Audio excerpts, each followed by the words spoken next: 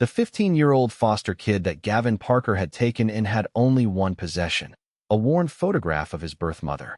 He guarded it like his life depended on it, staring at it every night before bed. Gavin thought it was just a sad reminder of abandonment. Then his sister saw the photo and went white as a sheet and whispered, "Oh my God, I know her. She didn't abandon him. She disappeared." At 35, Gavin Parker had never imagined he would be sitting across from a social worker discussing the possibility of becoming a foster parent to a teenage boy. But life has a way of taking people down paths they never expected. After losing his wife Julie to a subtle cardiac arrest 2 years earlier, he found himself searching for a way to fill the enormous hole her absence had left in his life. Gavin was a high school history teacher, and over the years he had seen too many kids slip through the cracks. Bright, capable students whose potential was being wasted because they didn't have stable homes or adults who believed in them. Julie and Gavin had always planned to have children, but she was gone before they had the chance. After she died, he thought that dream had died with her. But then he realized that maybe he could still make a difference for a kid who needed someone to believe in them. Sean Murphy arrived on a rainy Thursday afternoon in October, carrying everything he owned in a single black garbage bag. He was tall for his age, probably close to 6 feet, with dark hair that hung in his eyes and a defensive posture that screamed, "Don't get too close." He looked like he was ready to bolt at the first sign of trouble. "Sean," Linda, the caseworker, said gently, "this is Gavin. He's going to be your foster dad." Sean's response was a barely audible grunt. He wouldn't make eye contact, and when Gavin offered to help him with his bag, he pulled it closer to his chest like Gavin might try to steal it. Gavin could see that the photo showed a young woman with long, dark hair and a beautiful smile. She was holding a small child, Sean, he assumed, and they were both laughing at something outside the frame. It was the kind of picture that captured pure joy, which made its presence in this sad situation even more heartbreaking. "She's beautiful," Gavin said gently. "You look like her." Sean's expression softened slightly. "She left when I was 5, just disappeared one day. I've been in foster care ever since." Over the next few months, Gavin watched Sean's relationship with that photograph. He would look at it every morning when he woke up and every night before he went to sleep. Sometimes Gavin would catch him staring at it with an expression of such longing that it made his chest ache. Sean would whisper to it sometimes when he thought Gavin couldn't hear. Little conversations with the mother who wasn't there. Getting Sean to open up was like trying to coax a feral cat to trust you. He was polite but distant, answering Gavin's questions with the minimum number of words possible. He did his homework without being asked, kept his room clean, and followed all the house rules, but there was no warmth in any of it. The only time Gavin saw any real emotion from Sean was when it came to that photograph. One evening, about 3 weeks after he arrived, Gavin heard a commotion from Sean's room. When he knocked on his door, he found Sean frantically searching through his belongings, his face pale with panic. "I can't find it," Sean said, his voice shaking. "I can't find the picture." They searched his room thoroughly and finally found the photograph wedged between his mattress and the wall. The relief on Sean's face when Gavin handed it back to him was profound. "I thought I lost her," he whispered, clutching the photo to his chest. That night was the first time Sean really talked to Gavin. He told him about the few memories he had of his mother, how she used to sing to him at bedtime, how she would make pancakes in funny shapes on Saturday mornings, how she always smelled like vanilla perfume. "I used to think she would come back," he said, staring at the photograph. "Every time I got moved to a new foster home, I thought maybe she would find me there. But it's been 10 years now. I guess she just didn't want me anymore." "You don't know that," Gavin said. "Maybe something happened. Maybe she's looking for you, too." Sean looked at him with the skeptical expression of someone who had learned not to hope for things that seemed impossible. "Yeah, maybe." But Gavin could tell he didn't believe it. As the weeks turned into months, Sean and Gavin developed a routine that worked for both of them. Sean began to share small details about his day, his classes, his thoughts on the books he was reading. Gavin learned that Sean was incredibly intelligent and had a dry humor that occasionally broke through his serious demeanor, but he was also deeply wounded. He had nightmares sometimes, and Gavin would hear him crying in his room late at night, always clutching that photograph. Sean never talked about these episodes, and Gavin didn't push him. The breakthrough in their relationship came 4 months after Sean arrived. He had gotten into a fight at school and was suspended for 3 days. "I'm sorry," he said when Gavin picked him up. I know you probably don't want me here anymore. Why would you think that? Gavin asked. Because that's what always happens. I mess up, and then I get moved to a different home. Gavin pulled the car over and turned to look at him. Sean, I'm not going anywhere, and neither are you. We're family now, and families stick together through the tough times. For the first time since he had arrived, Sean looked at Gavin with something that might have been hope. Really, really, Gavin said.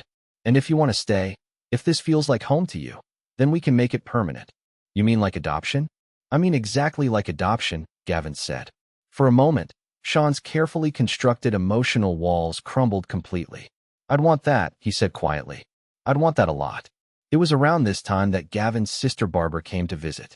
Barbara was 3 years older than Gavin and worked as a social worker in Denver. She had been incredibly supportive after Julie's passing, and she had been equally supportive of Gavin's decision to become a foster parent. Barbara arrived on a Friday evening in February, bringing her usual whirlwind of energy and warmth. She was one of those people who could make anyone feel comfortable within minutes of meeting them, and Gavin was curious to see how Sean would react to her. To his surprise, Sean seemed genuinely interested in meeting her.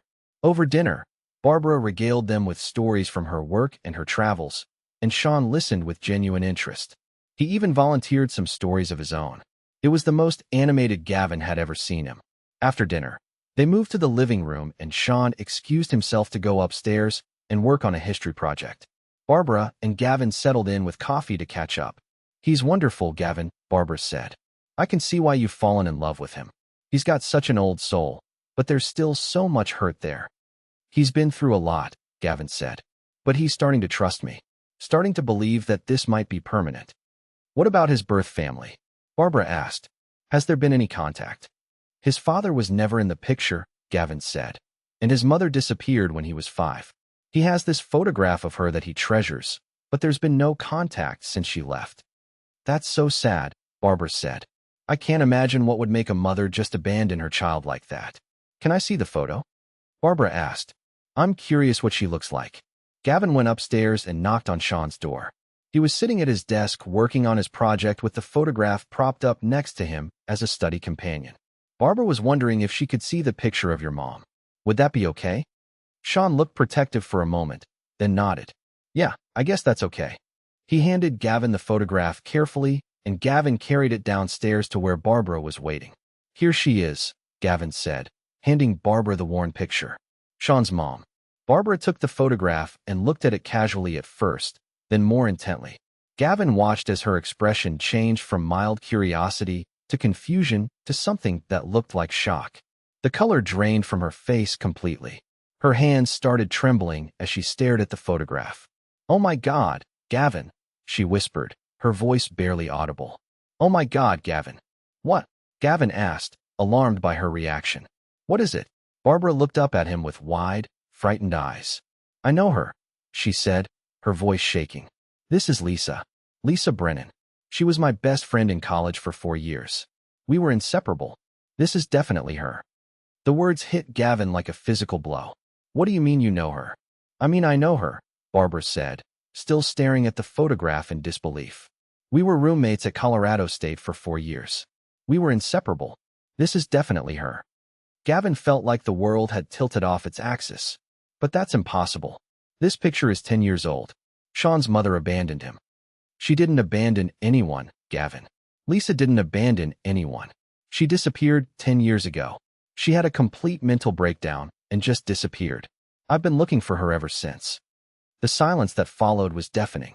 Upstairs, Sean was working on his homework, completely unaware that his entire world was about to change.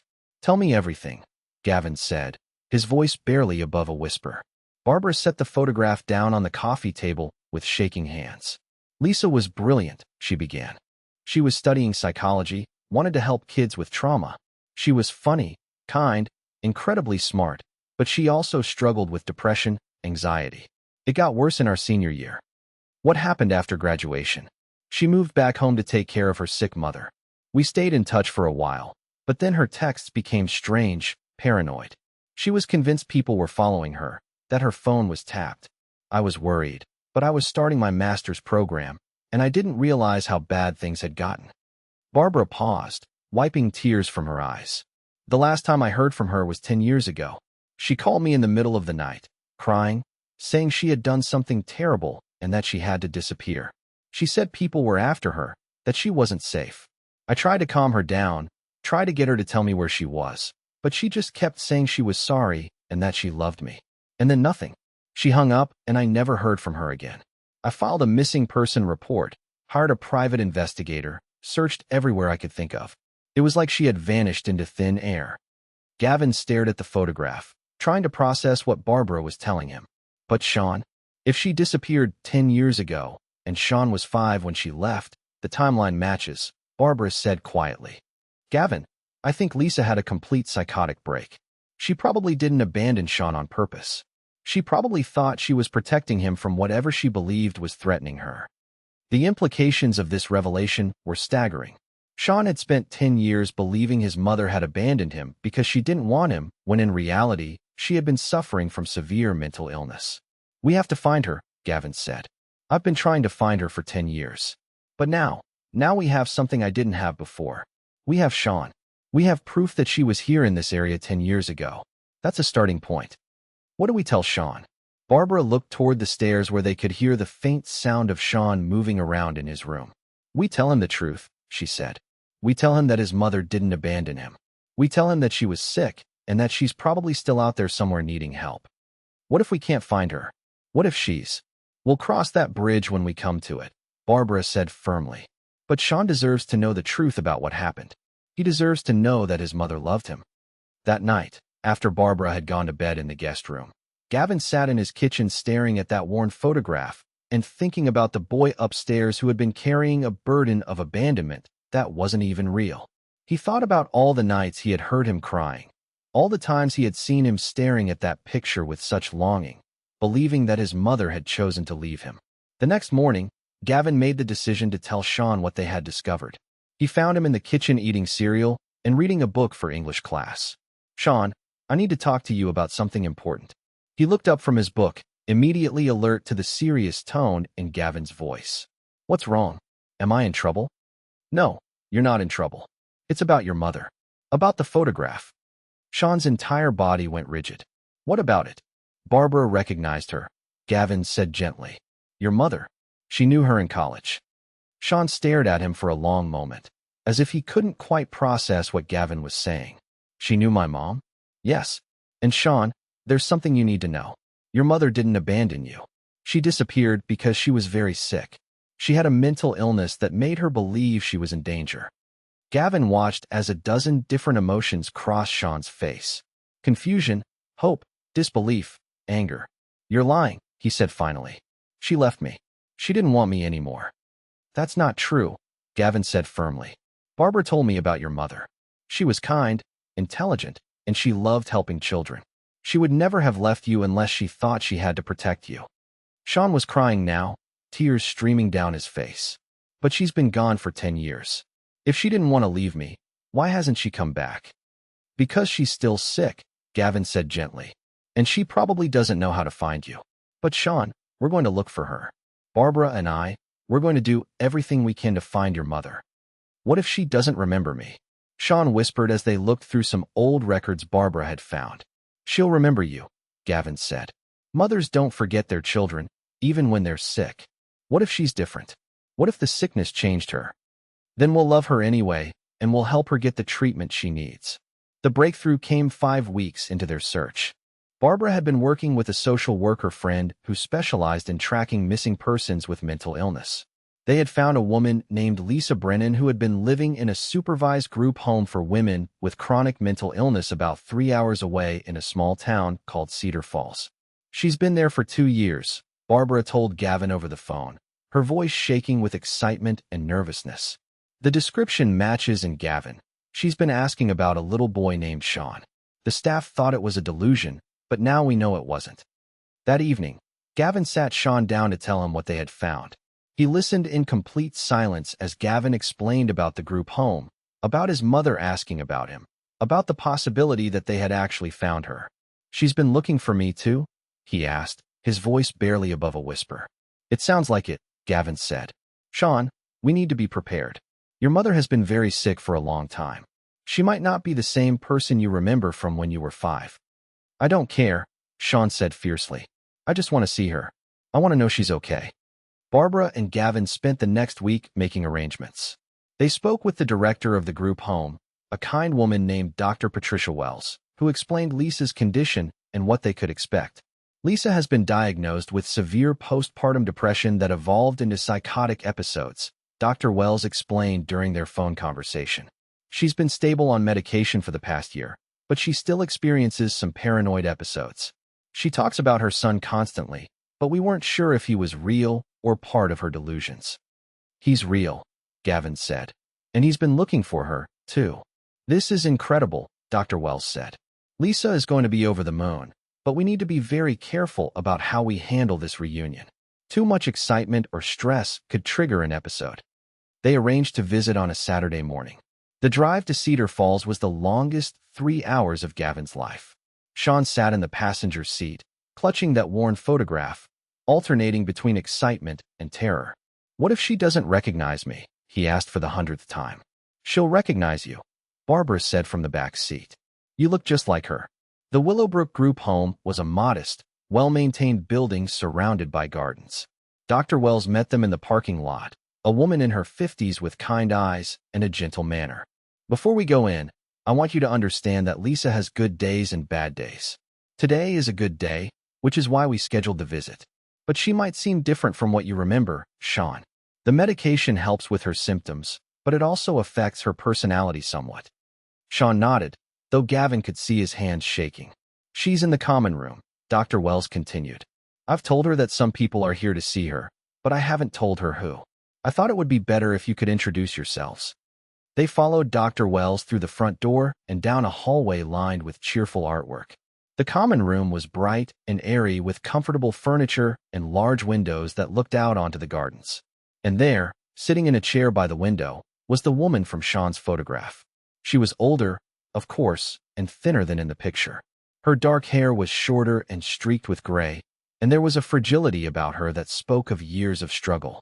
But it was unmistakably her, the same beautiful eyes, the same gentle features that Sean had inherited. She looked up when they entered the room, and her gaze immediately fixed on Sean. For a moment, she just stared as if she couldn't quite believe what she was seeing. Sean? My Sean, is that really you? Sean couldn't speak. He just stood there, tears streaming down his face, clutching the photograph to his chest. Oh my God, Lisa said, rising from her chair on unsteady legs. Oh my God, you're so big. You're so grown up. I've missed you so much, baby. I've missed you every single day. She moved toward him slowly, as if she was afraid he might disappear if she moved too quickly. When she reached him, she raised a shaking hand to touch his face. You're real, she whispered. You're really here. Mom, Sean said, and the word came out like a sob. I thought you didn't want me anymore. Oh, sweetheart, Lisa said, pulling him into her arms. I never stopped wanting you. I never stopped loving you. I just got so sick, baby. I got so confused and scared, and I thought I was protecting you by staying away. They held each other and cried, and Gavin had to wipe tears from his own eyes as he watched this reunion that had been 10 years in the making. I kept your picture, Sean said, showing her the worn photograph. I looked at it every day. Lisa took the picture with trembling hands, staring at it as if it was the most precious thing in the world. I remember this day, she said. We were at the park, and you had just learned to go down the big slide by yourself. You were so proud. I remember that too, Sean said. I remember you pushing me on the swings. I remember everything about you, Lisa said. Your favorite bedtime story, how you liked your pancakes cut into dinosaur shapes, the way you used to sing in the bathtub. I never forgot any of it. Barbara stepped forward then, and Lisa looked at her with confusion for a moment before recognition dawned. Barbara, she said incredulously. Barbara, is that you? Hi, Lisa, Barbara said, her own voice thick with emotion. I've been looking for you for 10 years. I'm so sorry, Lisa said, reaching for Barbara's hand. I'm so sorry I disappeared. I was so scared, so confused. I thought people were trying to hurt Sean, and I thought the only way to keep him safe was to stay away. It's okay, Barbara said. You were sick. It wasn't your fault. They spent the next 2 hours in that common room, slowly piecing together the story of what had happened 10 years ago. Lisa's mental illness had manifested gradually after Sean's birth, but she had managed to hide it for several years. The final break had come when her paranoid delusions convinced her that dangerous people were after her and Sean. "I thought if I stayed away, they would leave him alone," she explained. "I thought he would be safer without me. I never meant for it to be forever. I thought I would get better and come back for him." "But you did get better," Sean said. "You're better now, right?" Lisa smiled sadly. "I'm better than I was, sweetheart. The medication helps a lot, but I'll always have this illness. I'll always need help managing it." "That's okay," Sean said firmly. "I don't care. I just want you in my life." Dr. Wells had been observing the reunion from a respectful distance, and she approached them now with a gentle smile. "This has been wonderful," she said, "but I think we should probably wrap up for today. This has been a lot of excitement for Lisa, and we want to make sure she doesn't get overwhelmed." "Can I come back?" Sean asked immediately.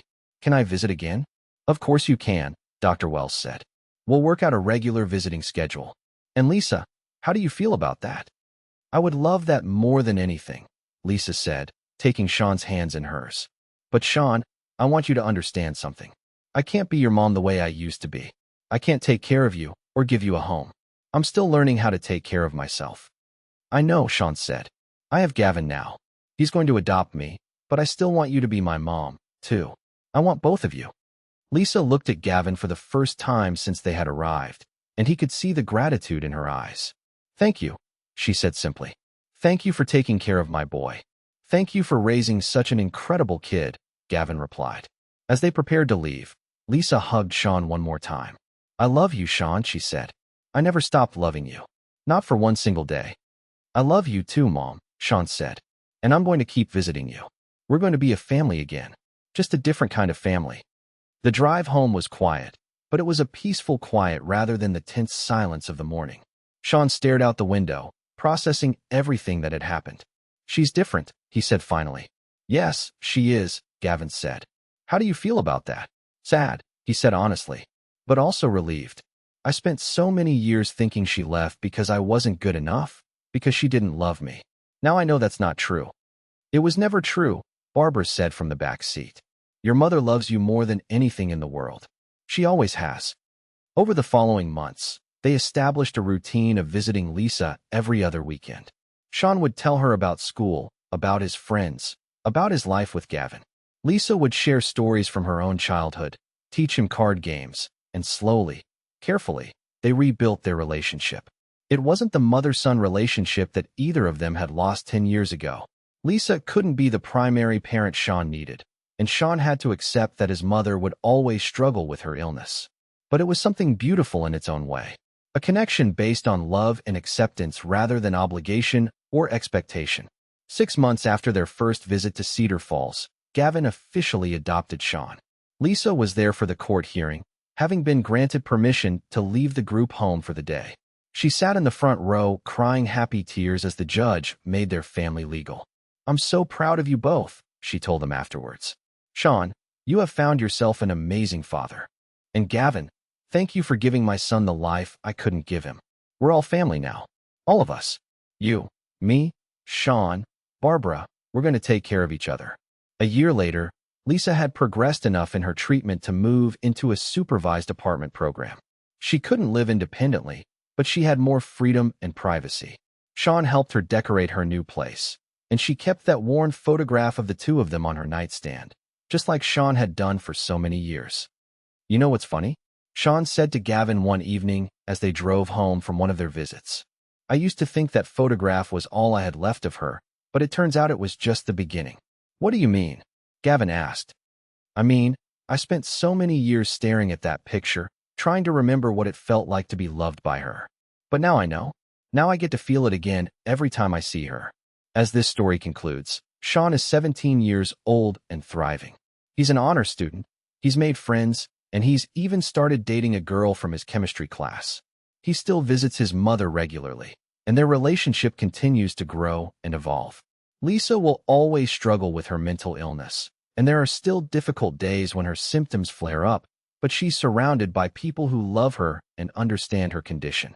She has her son back in her life, she has Barbara's friendship, and she has the support of a treatment team that truly cares about her well-being.